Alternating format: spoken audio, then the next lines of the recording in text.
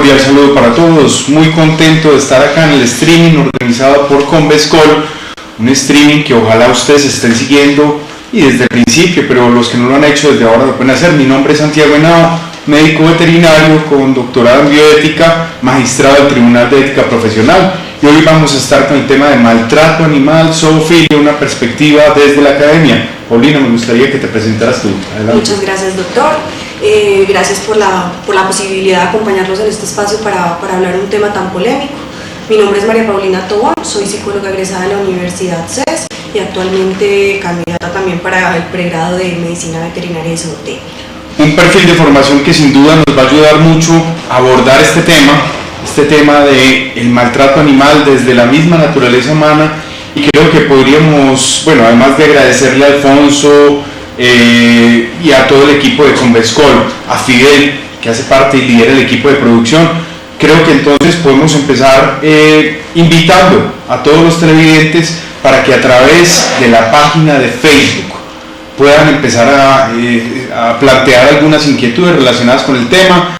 De igual manera, con el hashtag streaming Convescol, streaming terminado en ing, streaming Convescol con una sola O, ustedes pueden plantear inquietudes a través de Twitter, a través de Facebook o a través del correo electrónico que en este momento va a aparecer en pantalla. Entonces, desde ahora empiezan a plantear preguntas. Paulina, el origen de la humanidad ha mostrado un vínculo con los animales que definitivamente hace parte de nuestra naturaleza.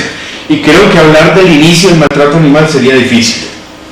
Sí, realmente remontarnos a un origen específico resulta bastante complejo, ya que a través del tiempo y gracias a procesos evolutivos, nuestra forma de vincularnos y relacionarnos con la naturaleza ha ido cambiando de acuerdo a las percepciones que hemos venido dando a los animales no humanos, a las diferentes especies, y de pronto a su papel dentro de la sociedad, dentro de la cadena productiva, dentro de nuestra relación afectiva con las especies, ¿cierto? Entonces, podemos hablar del maltrato animal como un tema de muchos años, mucho tiempo. Sí, claro, realmente el maltrato animal siempre ha existido. La forma como se ha empezado a percibir es lo que realmente genera en este momento una transformación y nos convoca como a este aspecto. Y es que hay que entender que, por ejemplo, cuando éramos nómadas y de un momento a otro empezamos a domesticar los animales pasando a ser sedentarios, empezamos a establecer un vínculo que tiene un arraigo y una diferenciación desde lo cultural, desde lo religioso, y traemos siempre el ejemplo, como los hindúes ven al bovino como un animal sagrado es diferente a como lo vemos en nuestra sociedad. De alguna manera los japoneses cazan tiburones por muchas razones, y aquí veríamos con malos ojos eso. Entonces, de alguna manera, depende de los valores y depende de la cultura de la sociedad lo que empieza a marcar una diferencia y una interpretación del maltrato, que eso es bien importante, Paulina. Sí, realmente juegan muchas variables, aspectos socioculturales, aspectos dentro del marco legal, que ha sido algo que con el paso del tiempo se ha visto modificado, porque el ser humano ha encontrado la importancia de darle un mayor cuidado a la naturaleza. O sea, estamos viendo cómo de manera bastante progresiva se está dando un deterioro de los recursos ambientales, de todo aquello que nos rodea. Entonces hemos dicho, bueno, hay que prestar importancia a la forma como nos estamos relacionando con los animales, independiente de que haya una relación productiva o no productiva con ellos. Velar por la calidad y por el bienestar de la forma como nos relacionamos es en este momento un tema importante a nivel social. Si ustedes de pronto saben de alguien que no puede ver este programa en vivo, recuerden que a través del canal de YouTube está el repositorio de todos los streaming que hemos hecho y que venimos haciendo desde Convescol. Inclusive este va a quedar después a disposición de todas las personas interesadas en las universidades. Nos gustaría inclusive que empezaran a reportar que están viendo y que están siguiendo este programa. Desde las universidades nos escriben a través de la página de Facebook o en la dirección de correo electrónico para que nos reporten el seguimiento del programa e inquietudes que están planteando. Y dentro de ese vínculo, Paulina, que planteamos, y dentro del maltrato, hay un tema que ha sido tabú, que inclusive da cierta dificultad presentarlo en escenarios académicos, que es el tema de la zoofilia. La zoofilia con una dificultad inclusive en la misma definición, porque si vamos a la raíz etimológica, zoo, animal, filia, entonces empezamos a generar algo que puede plantear una discusión profunda. Zoofilia ha sido entendido por la mayoría de conceptos como una parafilia, una alteración en el vínculo que establecemos con los animales, pero me parece un concepto que me gustaría que nos ayudara a aclarar. Paulina, como psicóloga, tiene buenos elementos, más una experiencia profesional en esa área, más la formación que tiene en medicina veterinaria y zootecnia, la diferencia que se da con el concepto de bestialismo. Listo, bueno, cuando tuve la posibilidad de saber que iba a tener este espacio para hablar del tema, sentí la necesidad de hacer como una búsqueda más ardua de la información, ya con una perspectiva también orientada a la profesión de la medicina veterinaria, porque realmente es un tema que dentro de la formación psicológica se tiene conocido como una parafilia no especificada, que es la forma como el manual de trastornos mentales, el último manual estadístico, el DSM-5, lo define una parafilia no especificada. Sentí la necesidad de buscar diferentes perspectivas frente a la definición de eso tan tabú que conocemos como zoofilia. Y me encontré múltiples reportes donde hacían referencia al término zoofilia y al término bestialidad de manera separada, ¿cierto? Hablaban de la zoofilia simplemente como una atracción sexual hacia los animales, mientras que hablaban del bestialismo o la bestialidad como esa necesidad o como esa consumación del acto sexual con un animal, ¿cierto? Esa vendría siendo pues como la diferencia en términos de conceptos, porque si te pones a hacer pues como una búsqueda desde la parte bíblica, desde la parte social, tiene múltiples connotaciones. En la Biblia se hablaba de sodomía con respecto al tema de tener un encuentro sexual con un animal, pero digamos que para el propósito de hoy tomemos en cuenta este referente de hablar de zoofilia como esa atracción sexual hacia un animal, mientras que hablamos de bestialismo cuando se consuma realmente el acto sexual con un animal. Y les cuento que tuvimos oportunidad de hacer inclusive y estar realizando investigaciones, y para ello desde la Universidad CES con el apoyo del Consejo Profesional y desde COPA, que es una organización europea coordinadora de profesionales para la prevención de abusos, con ellos empezamos a tratar de buscar qué había en el medio, si realmente esto existe en nuestra sociedad. Y algo muy importante, tenemos que empezar a desestigmatizar el tema de que esto es un tema de la costa atlántica, de la costa pacífica, no, esto es un tema de Colombia y del mundo en general, porque ya hay evidencias de vínculo sexual con los animales que trasciende a las fronteras. Entonces esto es muy muy importante y tuvimos oportunidad de indagarlo en términos investigativos, empezar a mirarlo. Antes de entrar con ese tema de los resultados de investigación, que me parece muy interesante para presentarlo, considerando que esta visión es académica, profundicemos un poco más en esa relación. Hay algo importante, Paulina, y que usted lo ha trabajado mucho, que es cómo la violencia interpersonal puede trascender a una violencia interespecie. Como primero tengo violencia con la persona que me acompaña en la casa, mi hijo, mi esposa, mi esposo, y después voy a ser violento con los animales, o al contrario, cómo la violencia con los animales puede ser un predictor de violencia interpersonal. Bueno, es importante aclarar que en la actualidad el tema del maltrato animal con relación a la violencia interpersonal ha cogido o ha tenido mayor auge, es porque estamos empezando a entender el tema de maltrato animal como un problema de salud pública, no netamente como un tema de maltrato animal en sí, enfocado en el sufrimiento como tal del animal. El maltrato animal desde el contexto social nos está indicando algo, es un síntoma social, es un síntoma familiar, es un síntoma personal, ¿cierto? Recuerdo que hablábamos durante la conferencia de bienestar animal que tuvimos la posibilidad de dar sobre el tema de psicopatía, cuando hablábamos de psicópatas. Mencionábamos, todo aquel que maltrata a un animal es un psicópata. No necesariamente tenemos que hablar de que todo aquel que tiene conductas de maltrato con un animal es un psicópata. Pero si lo miramos de manera inversa, sí podemos encontrar que la gran mayoría de personas que son catalogadas con una psicopatía sí han tenido actos de maltrato o de violencia a los animales en sus comienzos como dentro de esta clasificación. Paulina, quiero que repitamos esto porque este tema es muy clave. A ver, de alguna manera, no todo el que maltrata animales se va a convertir en psicópata, y eso es importante que lo tengan claro, pero cuando empiezan ustedes, los psicólogos, y cuando empiezan los criminalistas a estudiar un poco cómo se dan ciertas situaciones delictivas, etcétera, sí se ve que muchos psicópatas tenían antecedente de maltrato animal, lo cual entonces podría convertirse en un factor predictor. ¿Estamos de acuerdo? Exactamente, lo hablamos como un síntoma, como te decía ahorita, dentro de esa cadena temprana de violencia. Es decir, cuando nosotros nos referimos a esta cadena de violencia, hacemos referencia a una serie de interacciones con aquellos que son mucho más vulnerables que nosotros. Es decir, ¿cómo se puede ver reflejado esto dentro de un entorno familiar, dentro de un entorno social? La pareja o la familia que tiene de pronto un problema de violencia intrafamiliar, valga la redundancia, vemos como de pronto el niño descarga esa frustración de lo que vive en su contexto familiar con el animal que es el más vulnerable. De hecho, en las entrevistas que realizaba yo en una fundación en la que tuve posibilidad de estar, que atendía a mujeres víctimas de violencia intrafamiliar y niños víctimas de violencia intrafamiliar, muchos de ellos en las entrevistas reportaban, es que yo quiero que el animal sienta esa frustración y ese dolor que yo estoy sintiendo, ¿cierto?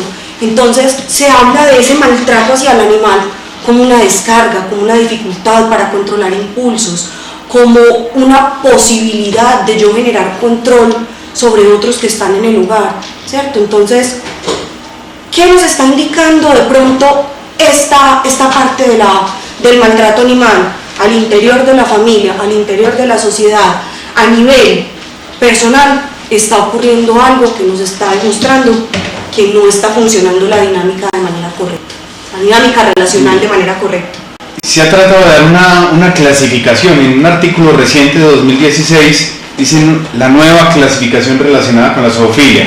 ¿Por qué menciono esto? Porque nos muestra las múltiples variedades que hay y que se pueden establecer en el vínculo humano-animal y que podrían entrar a catalogarse por zoofilia. Dentro de esas tenemos el juego de roles, inclusive donde las personas entran a interpretar la figura de un animal y eso le genera atracción a otra persona. Entonces en esa clasificación aparece el tema del juego de roles, la zoofilia romántica, aparece la fantasía zoofílica, cuando las personas empiezan a idealizar o soñar con un escenario de zoofilia, pero no necesariamente han consumado un acto que pueda tipificarse como maltrato frente a la ley. Aparece la zoofilia táctil, donde algunos inclusive empiezan con un tema que se llama el froterismo, que es tratar de rozar o tratar de frotar a un animal y con eso simplemente logran cierta excitación. Esto es importante mencionarlo porque ahí empieza a aparecer algo que marca diferencia, inclusive desde la legislación, que enseguida lo vamos a hablar, algunas diferencias que se dan entre países.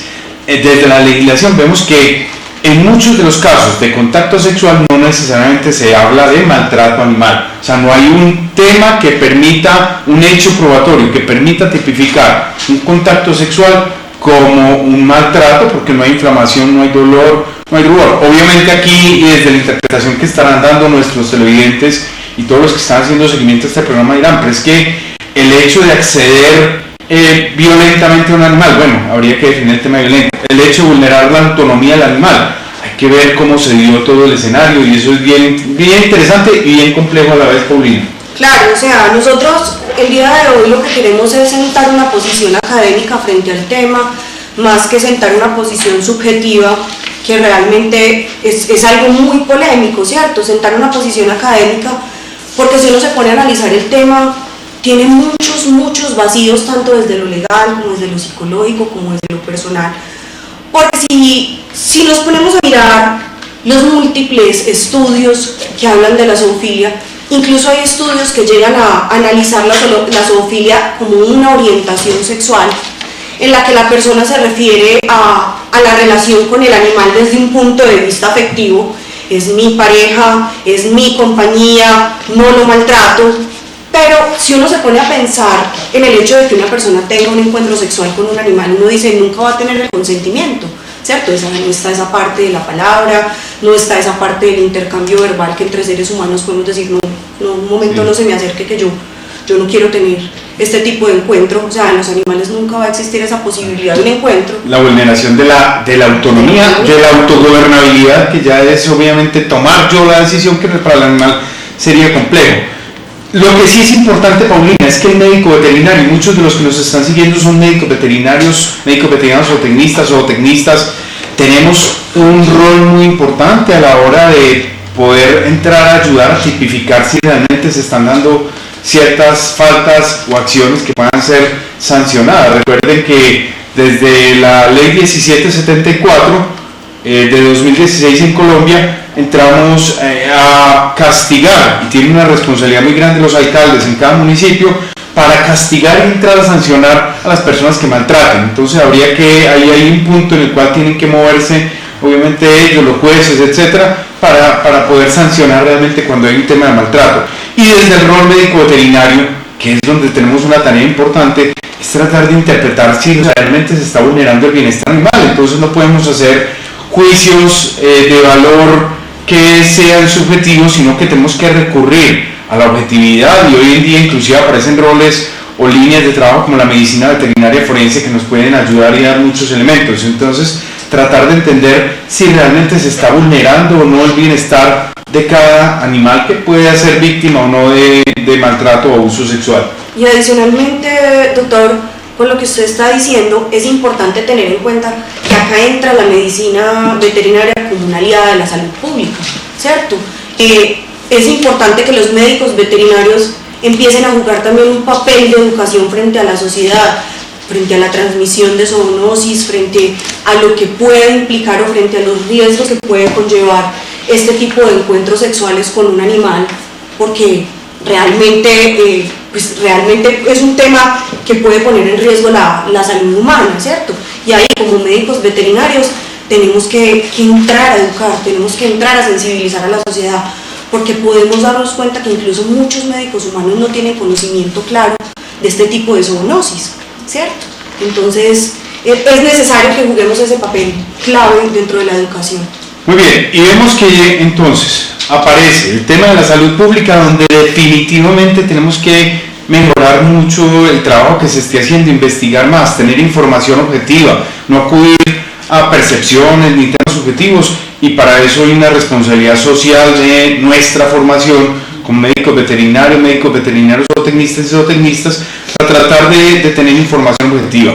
Aparece un tema, Paulini, para que lo toquemos un poco, la legislación, que hacíamos revisión, ¿qué ocurre en el mundo en términos del maltrato animal relacionado con la zoofilia? ¿Qué ocurre? Entonces vemos que cambia la legislación de acuerdo a los países. Ahí, por ejemplo, en Argentina existe un proyecto de ley que todavía no han podido resolver y dejarlo ya definitivo, está en un proceso de reglamentación que no han podido sacar adelante. Vemos como en México, en países, o el tema de Canadá, donde en Canadá realmente si hay cierta acción en términos sexuales, entonces se castiga, pero si no hay maltrato, se dan diferencias. Vimos en Uganda, donde cualquier relación sexual con animales deriva en una cadena perpetua para los individuos. En otros países se habla de 2 años, de 4 años. Hay diferencias en lo jurídico, definitivamente. Doctor, sí, como le mencioné ahorita, yo pienso que es un tema que tiene una brecha desde múltiples parámetros.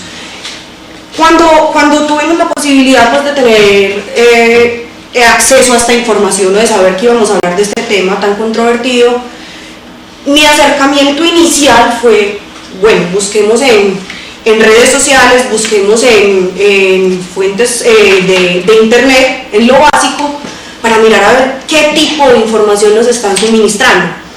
Cuando usted accede a Google a buscar el término zoofilia, realmente se va a dar cuenta que no hay una censura por parte de este buscador frente a lo que se está encontrando. Ni siquiera en la primera página de búsqueda usted puede encontrar una definición clara de lo que es esto, sino que inmediatamente lo están incitando a acceder a páginas de tipo pornográfico, a páginas que con el solo título están despertando la curiosidad a la que incluso niños pueden tener acceso, ¿cierto? Entonces, partamos de la base de que no hay censura. Desde los medios hay un tema difícil con la censura. Luego, cuando usted empieza a acercarse a las leyes de los diferentes países frente al tema de la zoofilia, se da cuenta que también hay muchos vacíos. ¿Por qué? Porque dicen, listo, la zoofilia es permitida si usted tiene bajo su poder cierto material pornográfico, pero no lo comparte. Claro. Listo, desde ese punto es permitido. O si usted mantiene relaciones de tocamiento, o si mantiene cierto tipo de aproximación sexual, pero no hay penetración, la ley Claro. no lo castiga, ¿cierto? Entonces, yo pienso que desde lo legal, entrar a evaluar ese aspecto, tanto desde la medicina como desde la misma psicología ya. Y en este trabajo que hicimos con la Coordinadora para la Prevención de Abusos con Copa de Europa, empezamos a analizar un poco qué pasaba ese Google Trends, o sea, cuáles eran las tendencias de búsqueda. Y esto es bien interesante, porque empezamos a mirar, listo, se busca más la palabra en los buscadores, se busca más la palabra pornografía aquí en Colombia que la palabra zoofilia, y nos llevamos la sorpresa de que buscan más la palabra zoofilia. Hicimos inclusive un análisis regional y nos dimos cuenta, para la época en la que buscamos, y hago esa precisión, que se busca más la palabra zoofilia en los llanos orientales, no en el altiplano cundiboyacense, en Antioquia, Eje Cafetero, Costa Atlántica, no, lo buscan más en los llanos orientales.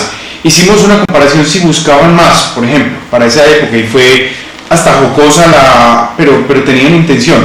¿Buscaban más la palabra zoofilia o más la palabra sexo con niños como frase completa? Buscaban más la palabra zoofilia. Nos dio cierta tranquilidad cuando hicimos el ejercicio. En esa época, cuando hicimos esta investigación, recién se estaba separando James Rodríguez, el jugador de fútbol, que es un tema de farándula, etc.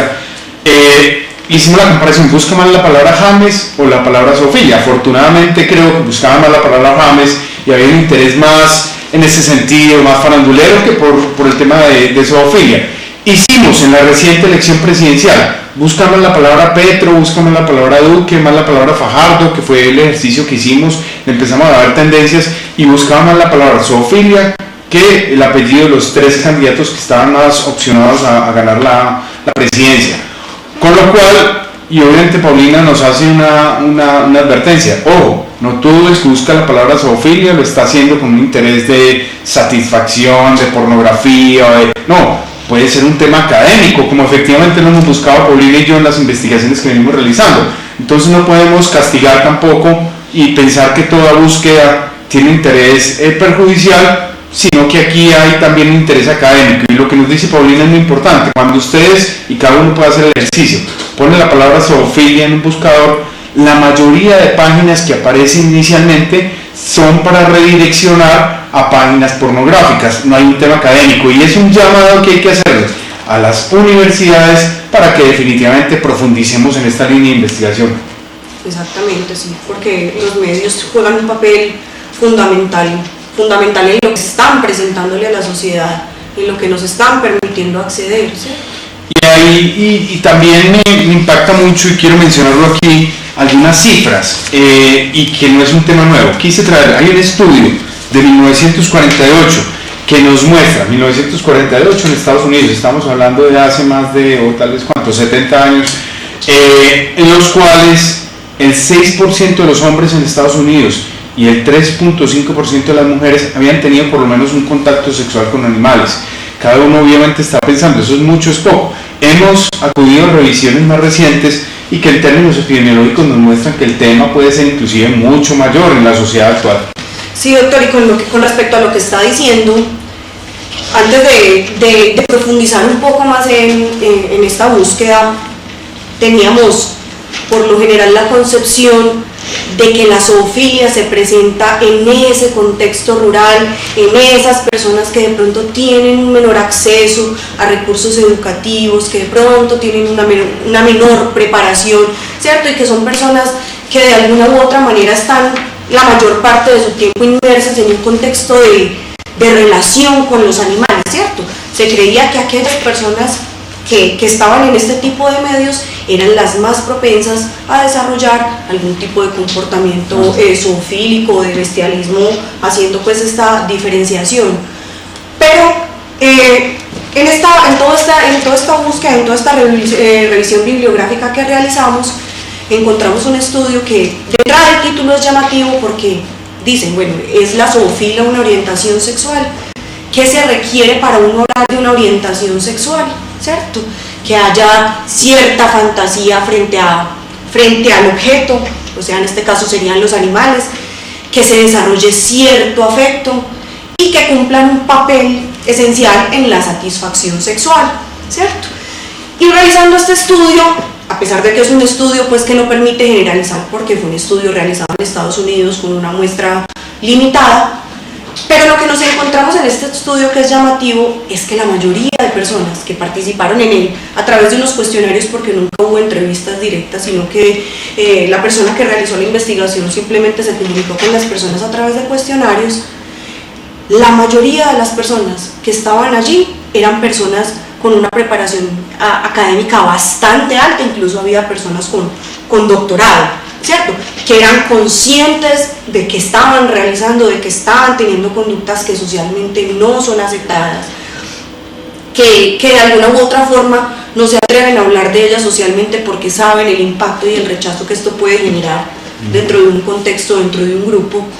Entonces, llegar como a limitar específicamente la zoofilia o el bestialismo a una población, es que esto pasa porque la persona no tiene elementos cognitivos o no tiene una preparación académica, o sea, sería realmente estigmatizar un poco eso. Y hablarlo de pronto en un contexto como Colombia, donde en ciertas regiones la práctica es bastante conocida, igual sigue siendo bastante complejo porque en Colombia no tenemos estudios al respecto. Entonces no tenemos una estadística que realmente nos permita definir por qué o de qué manera se están presentando este tipo de comportamientos en la sociedad. Y hay evidencias, o sea, por un lado el llamado que nos hace Paulina, no hay estudios, no hay investigaciones en Colombia, y gracias a fundaciones como COPA, gracias a trabajos que se vienen haciendo desde las universidades, que yo todavía creo que son precarios, pero estamos abriendo un poquito los ojos en ese sentido. Pero quiero en este momento dar lectura a unos artículos de periódicos de alta circulación. El Universal, por ejemplo, en un momento dado nos saca este titular: pandillero apuñaló a burra porque no se dejó violar. Este es un titular real del periódico del Universal. Tengo otro por acá: ataque sexual a una perra, 2 casos diarios de maltrato animal, y este es el del Universal también. El periódico La Tarde: la policía decomisó 14 perros en un zoofílico, lo cual dice, ojo, que el problema existe y existe en nuestra sociedad, es un tema que hay que trabajar. Definitivamente no podemos ser ajenos a ese trabajo que se viene realizando. Paulina, hay algo dentro de lo que usted mencionaba, que es tratar de dar o de identificar cuáles son los perfiles de las personas que están, y generalmente tendemos a pensar entonces que son personas del campo, personas de recursos económicos limitados, habitantes de calle, con una condición de esquizofrenia, pero vemos que el tema va mucho más allá. Lo que sí es claro, y la mayoría de artículos coinciden en eso, es que la mayoría de zoofílicos son hombres. Inclusive la investigación que realizamos con COPA, que fue un análisis de los artículos o de las publicaciones en los periódicos de alta circulación, la mayoría, y casi que se habla de un 75% son hombres. Muchos de los casos, lastimosamente, en Colombia no logra tipificarse quién fue el agresor en caso de encontrar evidencias en términos forenses, etc. Pero la mayoría son hombres. Pero con eso estamos diciendo, no es un tema exclusivo de hombres, también aparecen mujeres que practican la zoofilia desde diferentes perspectivas, inclusive con maltrato animal. La mayoría, y esto lo traigo de algunos reportes internacionales, la mayoría son propietarios del animal. Entonces también nos permite entrar a hacer un análisis de qué es lo que está pasando, cómo se está dando ese vínculo humano-animal. La mayoría de animales agredidos son los perros, pero también aparecen los équidos, y cuando hablo de los équidos me refiero a los mulares, a los burros, a los equinos, en general a los caballos. Entonces aparece como otra población, pero también hay felinos. En la revista Soho en Colombia, en algún momento recuerdo que sacó un artículo que fue muy cuestionado por algunas corrientes de proteccionistas de los animales, y hablaban del tour de la burra. Y en ese sentido me acuerdo que mencionaban que inclusive alguien prefería tener contacto sexual con las gallinas, que era mejor. Entonces no es un tema que sea exclusivo de perros, de equidos, de felinos, sino que esto va inclusive hasta población de fauna silvestre, porque también hay evidencia de abuso sexual en población de fauna silvestre.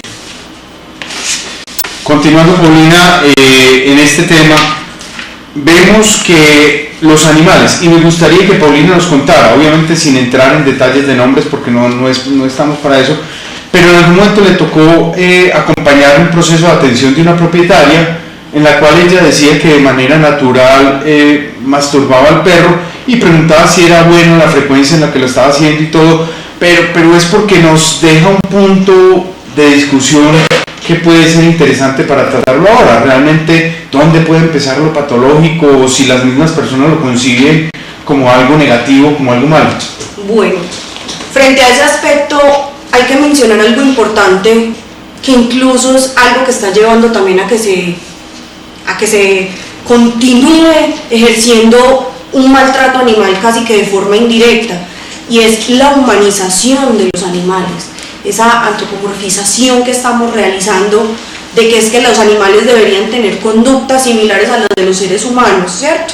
Entonces recuerdo que la propietaria me decía, el perro lo masturbamos con una frecuencia de una vez a la semana, ¿es esto normal? Y yo le decía, bueno, ¿y usted por qué realiza o por qué cree que se debe hacer? Y ella me decía, no, es que el perro, me imagino que pobrecito, como él no tiene contacto con otras perritas, se debe sentir muy triste.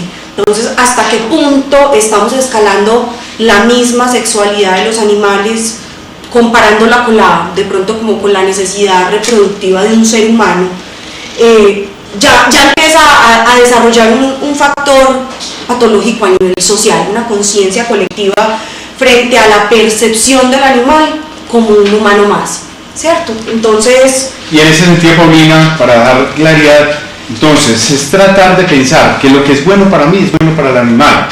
En este caso, un animal que no haya tenido contacto sexual con otro semejante en términos de especie, entonces la persona lo veía como algo natural, tratar de masturbarlo, tratar de excitarlo para tranquilizarlo.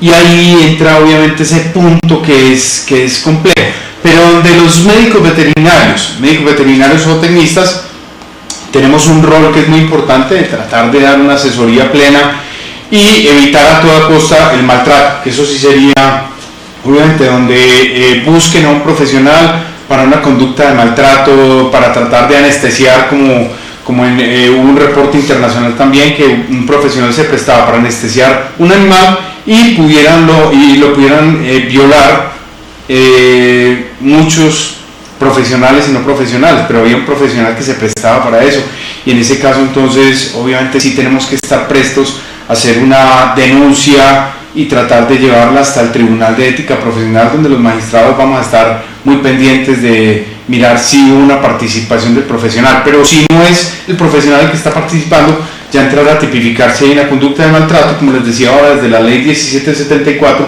tratar de establecer obviamente iniciar un proceso sancionatorio. Sí, incluso como lo veíamos en toda esta búsqueda, encontrábamos que hay profesionales que se prestan para realizar una modificación conductual del animal para prepararlo a este tipo de encuentros sexuales, ya sea para el uso de la pornografía, ya sea para el alquiler en diferentes centros que de forma clandestina operan en las diferentes ciudades, y sobre todo, como le mencionó ahorita doctor Santiago, desde el tema de la salud pública. Si de pronto en alguna ocasión dentro de nuestro ejercicio clínico vemos que nos llega un paciente con unos rasgos de un abuso sexual bastante evidentes, uno como profesional también debe entrar a indagar un poquito, bueno, ¿y quiénes viven en esa casa? Porque está dentro de nuestra obligación como profesionales del área de la salud poder denunciar este tipo de conductas que probablemente nos estén indicando que al interior del hogar donde se están dando estos abusos hacia los animales puede estar también otra víctima humana detrás. Y quiero agradecerle a aquellos televidentes que ya nos han manifestado, que están siguiendo el programa y con inquietudes que traen, especialmente, bueno, a Néstor Marmo, a Danilo Bonilla, a Casa Trébol, y lo menciono con el nombre que se presentan en las redes, Diego Mauricio Caballero, Marleja Bravo García, Néstor Maro nuevamente, con preguntas interesantes.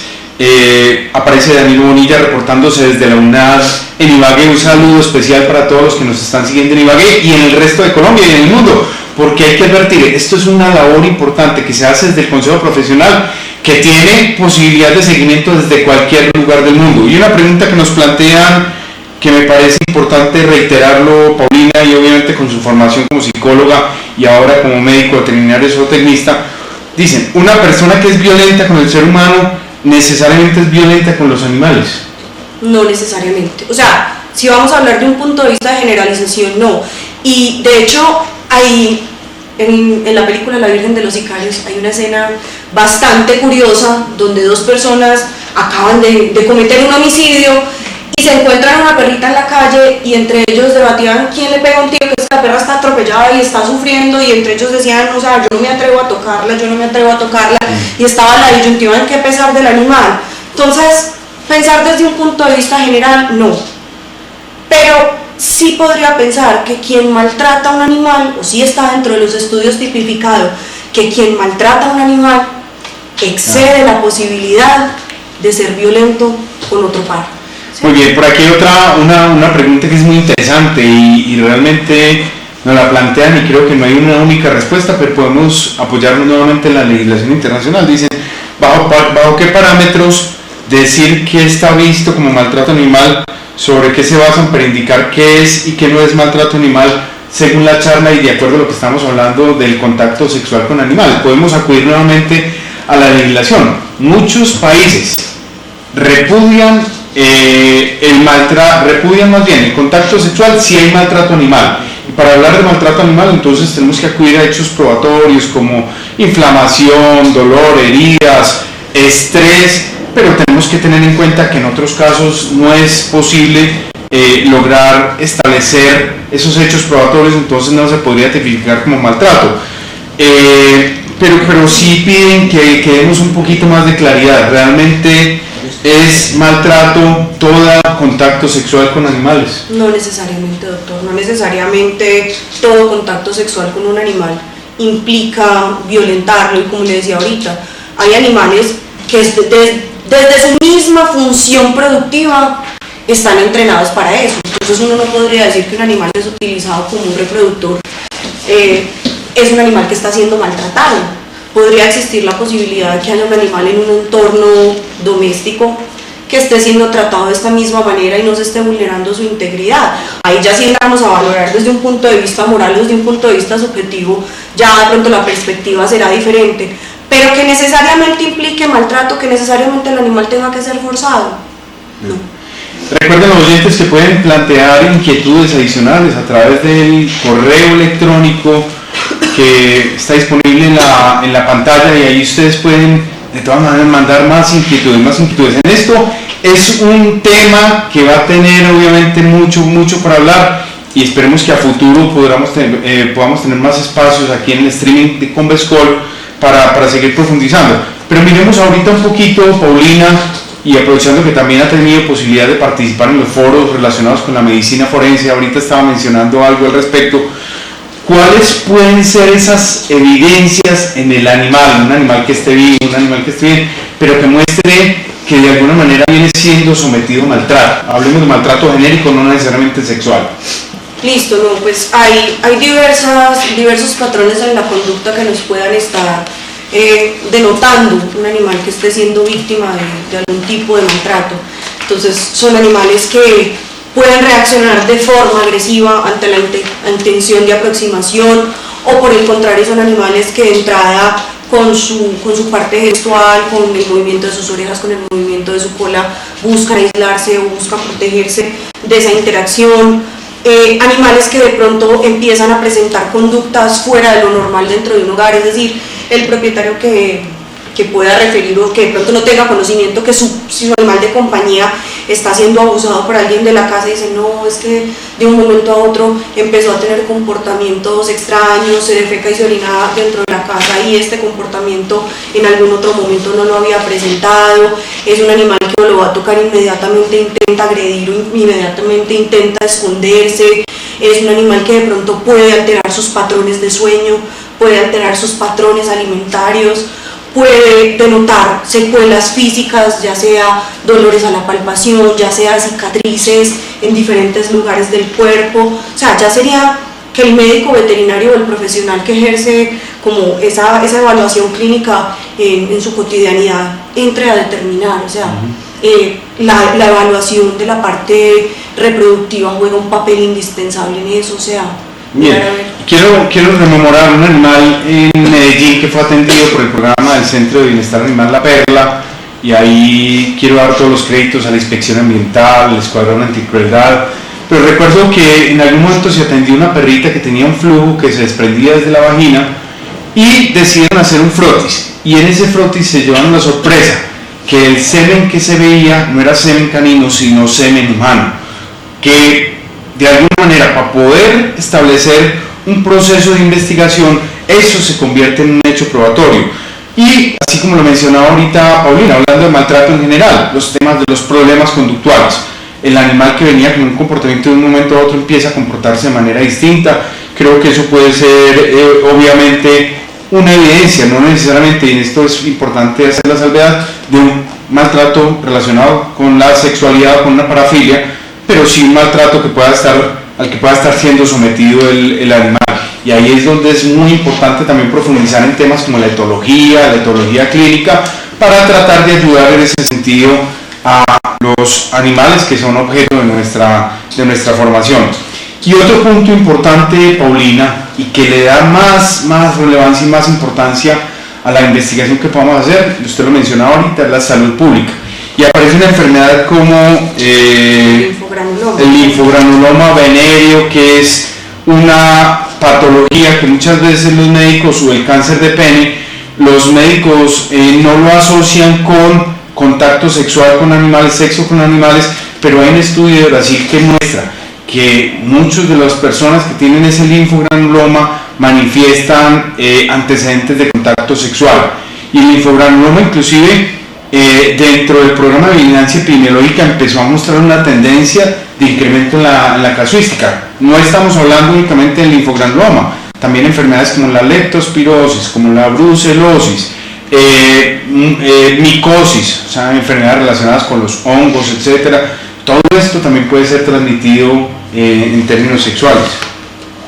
Sí, por eso digo que la medicina veterinaria no puede concentrarse simplemente en su rol de atención hacia el animal, en su parte productiva, sino que nosotros jugamos un papel muy importante en el bienestar y en la salud de la sociedad.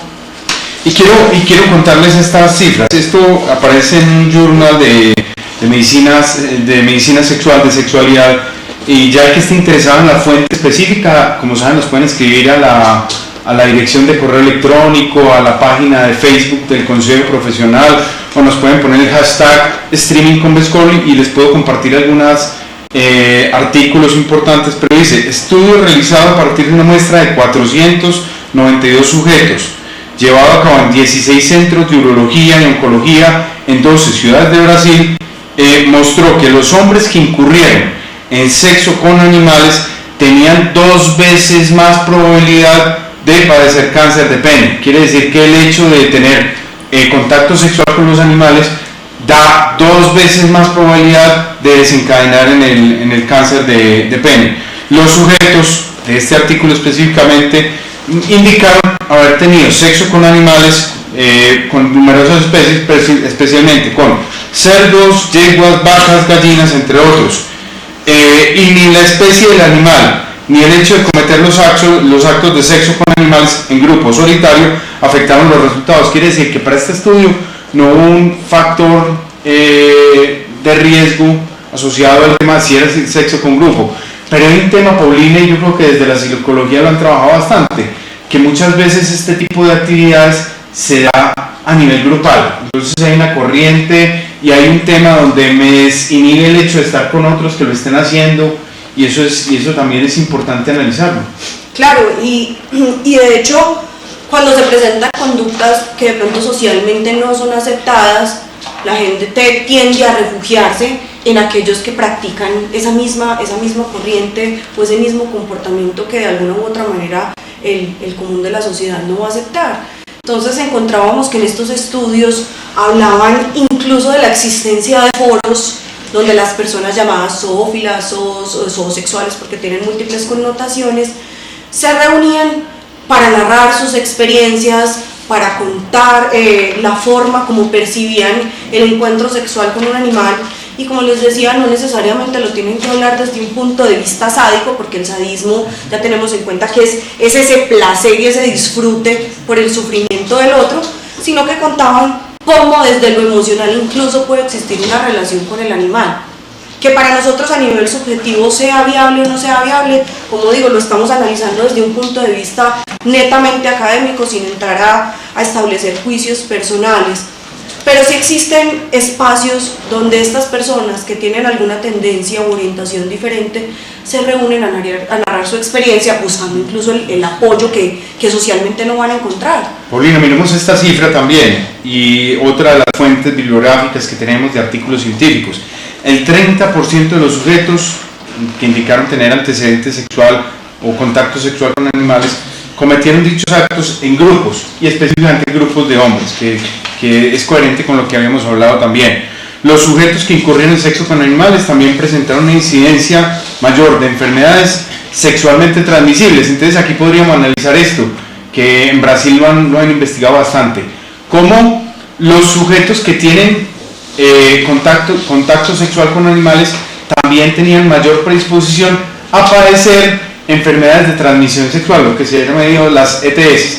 Y haciendo el análisis y dando lectura al artículo, se veían como individuos que tenían un tema de promiscuidad o tenían contacto con un mayor número de personas, no necesariamente animales, pero si había una incidencia y una prevalencia de enfermedades de transmisión sexual, no necesariamente con el animal. Entonces aparecía eso como un punto que define y describe mejor al individuo que tiene sexo con animales.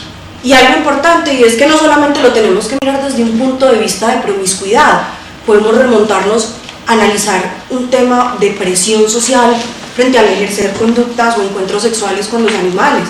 Sabemos que en múltiples regiones del país esto es una práctica casi que de iniciación en la adolescencia, ¿cierto? Todos tenemos conocimiento de que eso puede presentarse y ser visto como algo no normal, pero sí común. Y ahí es donde la psicología debe entrar a evaluar, o los mismos profesionales de la salud, cuál es la brecha entre lo patológico y lo no patológico. Es decir, ¿podría uno catalogar como patológica una persona que por presión social está accediendo a tener un encuentro sexual con un animal como un rito de iniciación cultural? ¿Cierto? O sea, no necesariamente tenemos que hablar desde un punto de vista patológico. Lo patológico puede estar de pronto en la limitación, en la capacidad del sujeto para tomar decisiones, para obtener autonomía, de decir, bueno, yo no me quiero involucrar en esta práctica porque no estoy de acuerdo, porque puede poner en riesgo mi salud, porque moralmente no me parece correcto tener un encuentro sexual con un animal, ¿cierto? Pero pienso que el factor sociedad juega un rol muy importante, sobre todo en estos encuentros grupales que puedan presentarse. O como mencionaba anteriormente, en esa misma búsqueda de apoyo frente a algo que socialmente es rechazado. Muy bien, le agradecemos también a las estudiantes de las diferentes facultades de medicina veterinaria y zootecnia que están conectados con el programa, y a los docentes especialmente, para que estimulen la consulta, la revisión de estos programas del streaming de Convescol que están disponibles en el canal de YouTube, para que lo utilicen como material académico. Y hay una gran variedad de temas que se han tratado en este espacio que definitivamente les pueden servir. Paulina, otro punto que me parece bien interesante, y ahora que estamos hablando del código de policía y donde aparece el animal potencialmente peligroso, pero muchos animales que son maltratados en muchas ocasiones responden mordiendo a su agresor, digámoslo así. Pero quiero traer esta cifra y para que usted me ayude a complementarlo. Más del 21% de los casos de mordeduras, en el caso de mordedura del animal a las personas, ocurrieron con animales maltratados, más del 21%. La raza de los perros no resultó ser un factor de riesgo, y es un tema como para analizarlo. La incidencia de lesiones causadas por animales de compañía era 6 veces más alta en hogares con abuso de animales y maltrato de niños. Entonces aquí vemos que se van presentando obviamente, y el 70% de los niños, y en esto yo sé que usted tiene una experiencia en término clínico y acompañamiento desde la psicología, el 77% de los niños víctimas de abuso sexual habían sido atacados por el perro del abusador, y aquí el animal se convierte en una herramienta para poder abusar de un niño, por ejemplo, y cómo a través de la investigación que hemos venido realizando en hogares de acogida nos damos cuenta que muchos de los niños que son abusados desde edades tempranas después se pueden convertir en futuros abusadores. Sí, eso es lo que podríamos llamar de víctima a victimario, y ahí es donde está esa cadena de violencia, donde desde la más alta jerarquía, si lo podemos llamar jerarquía, o mejor dicho, desde el más alto mando o la mayor capacidad de ejercer poder y control sobre el otro, yo voy descargando esas conductas que de alguna u otra manera me producen frustración, ¿cierto?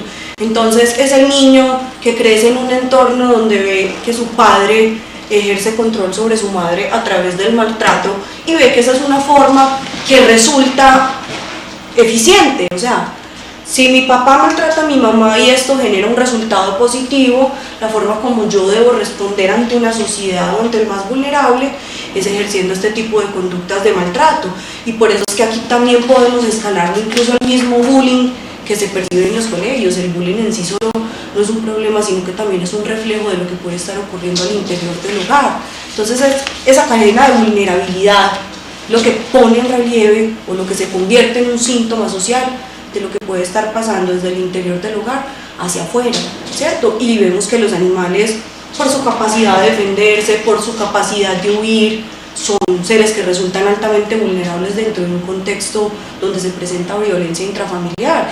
Es la persona que si está agrediendo a uno de los miembros de su familia y si se le atraviesa el perro, no va a decir se me atravesó el perro, ¿no? El perro también sale volando con una patada en medio de una agresión, o es el perro, como yo mencionaba anteriormente, es que si usted me deja, yo mato al perro, ¿cierto? Entonces muchas veces termina la víctima más inmersa en ese contexto de violencia por temor a abandonar a lo que puede resultar ser un objeto de afecto bastante importante en su vida. De hecho, en los estudios que se encuentran principalmente a nivel de Estados Unidos, vemos como los refugios para mujeres víctimas de violencia doméstica han tenido que desarrollar la capacidad, o han tenido que generar una interinstitucionalidad con los mismos refugios de animales, porque las mujeres dicen, yo no me voy de mi casa porque entonces ¿cómo voy a dejar a mi mascota con el agresor? Entonces ahí es donde han tenido que desarrollar estrategias para poder recibir a los animales, para poder recibir a la mujer víctima de violencia sin tener que quitar esa fuente de afecto, porque los animales actualmente, y sobre todo los de compañía, son vistos ahora como un miembro más de la familia, sin necesidad de entrar en esa humanización. Es el ser que convive con nosotros, es el ser que brinda afecto, es el ser que muchas veces es potencializador de la socialización, sobre todo a nivel infantil. Tiene un papel indispensable el desarrollo, o si uno hace una comparación con aquellos niños que crecen en un entorno con animales y los que no tienen mayores habilidades sociales, ¿cierto? O sea, es entrar a evaluar eso. Y aquí tenemos entonces, y se ratifica la importancia que tienen los profesionales en el ejercicio clínico. Al detectar un animal que es víctima de abuso sexual, de pronto estamos desenmascarando una cadena de hechos de maltrato que se puedan estar dando al interior de un hogar, al interior de un barrio, al interior de una sociedad. Entonces, detectando al animal maltratado, podemos estar evidenciando que hay un niño, o hay un joven, o hay un adulto que también pueda estar siendo maltratado. O sea, si vemos en un animal temas como laceraciones y trauma anorrectal y vaginal, donde aparecen flujos compatibles con semen, lesiones perianales, traumatismo genital, trauma interno, hemorragia masiva, mutilación, porque también se ha llegado al punto de mutilación de genitales. Entonces podemos estar desenmascarando una situación que definitivamente da pie para que se hagan investigaciones más profundas. Exacto, y como mediadores de la salud pública estamos en la obligación de profundizar más en este tipo de hechos. O sea, al momento de presentarse en consulta cualquier situación relacionada con esto, tenemos que indagar quiénes viven en esa casa, porque sí es un deber informar a las autoridades cuando este tipo de situaciones se presenten. Como digo, si de pronto hay infantes viviendo en ese hogar, la policía de infancia tendrá que entrar a jugar un papel o tendrá que entrar a evaluar ese contexto familiar, qué tipo de problemas está teniendo y cómo voy a cuidar yo a la sociedad frente a temas de violencia, cómo detectar de forma temprana esa cadena de violencia que es lo que nos compete. Muy bien, y le agradezco a los televidentes que a través de las redes están manifestando que están siguiendo el programa y con gran interés, algunos con inquietudes inclusive bien importantes que trataremos de ir dando respuesta. Quiero saludar especialmente a Santiago NM, así se llaman en las redes, Sandra Sánchez Castillo, Alex Benavides, Jaime Ergueta, Néstor Marmo, que vuelve y se nos presenta con temas y complemento a la discusión. Darle un especial saludo a Jaime Ergueta, que nos está saludando desde La Paz, Bolivia. Paulina, estos streaming, recuerden que pueden ser seguidos desde cualquier rincón del mundo, donde haya obviamente acceso a internet. Y nos plantean una pregunta: cuando hay presunción de zoofilia, ¿es necesario hacer la aprehensión preventiva por parte de la policía? Gracias por su atención. Digamos que la ley 1774 sí genera una obligación a los municipios y en cabeza del mismo alcalde para iniciar procesos de investigación y podríamos estar hablando del principio de precaución, un principio de precaución que es evitar que se den otra serie de maltratos. Lo que sí hay que tratar de buscar es que haya celeridad en los procesos de investigación para poder desencadenar en un hecho sancionatorio, o sea, en la sanción del agresor. Y para eso, reiteramos, es muy importante el rol del médico veterinario, que pueda plasmar, ojo con eso, en las historias clínicas muy claramente esos hallazgos clínicos que permiten entonces tipificar una situación compatible con maltrato. Plantean también cuando dejamos de hablar de zoofilia como desviación humana y vamos a hablar de maltrato sexual animal, que esa se la dejo más a Paulina. O sea, no hablar como desviación humana, sino como maltrato sexual animal, casi como un tema en término punitivo legislativo, que es lo que realmente nos atañe como profesión. Lo planteaba yo, no sé si en ese sentido tengas algo para comentar. No, yo pienso que en el transcurso de esta charla lo hemos mencionado, o sea, ya hablamos de maltrato animal cuando hay unos signos presentes y claros que nos muestra el animal a nivel clínico. Hay dolor, hay laceraciones, hay cambios a nivel conductual que denotan que el animal está siendo de pronto abusado, ¿cierto? Yo pienso que la brecha está en esa parte de signos físicos y clínicos al momento de la evaluación. Muy bien, y lo otro que nos dicen, el hecho de vulnerar la autonomía del animal no lo consideraría ya como una violación, el hecho de ser violación un tema sancionatorio. Creo que aquí volvemos, obviamente, inclusive Kant, el filósofo, hablaba que en el caso de los animales no hablamos tanto de autonomía sino de heteronomía, porque hay una dependencia de las decisiones, de la autogobernabilidad, de la autodeterminación y de la autonomía del ser humano frente al destino de los animales.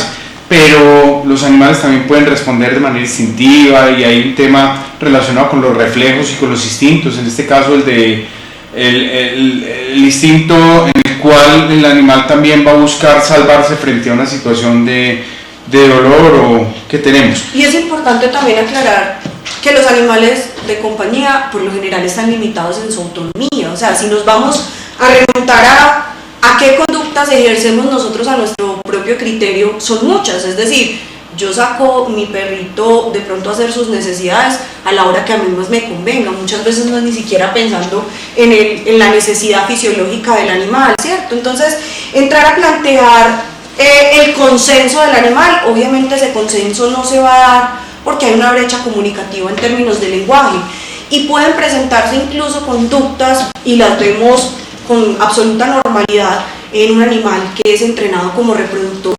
De pronto un animal al que se acercan con una vagina artificial y el animal inmediatamente tiene una respuesta fisiológica para ser colectado, es algo perfectamente normal. Entonces, dentro de un hogar o dentro de una relación zoofílica o bestialista, por decirlo así, podría existir ese animal que responde de manera instintiva ante el acercamiento del abusador, si así lo podemos llamar, porque está condicionado a ese aspecto sin necesidad de que tenga que ser agredido. Entonces es lo que yo digo, no estamos sentando una posición de defensa frente a la zoofilia porque moralmente tiene múltiples implicaciones, pero si lo estamos mirando desde un punto de vista netamente académico, la brecha es infinita. Paulina, le voy a pedir un favor, ya casi estamos llegando al final del programa, pero no me gustaría desaprovechar la presencia de Paulina, y no Paulina como formada en medicina veterinaria y zootecnia, sino más la Paulina psicóloga, que tiene su formación de la Universidad CES como psicóloga. Pero Paulina, ¿qué le podemos brindar o qué le puede brindar usted como recomendación desde la psicología a los médicos veterinarios zootecnistas en el abordaje de este tipo de situaciones?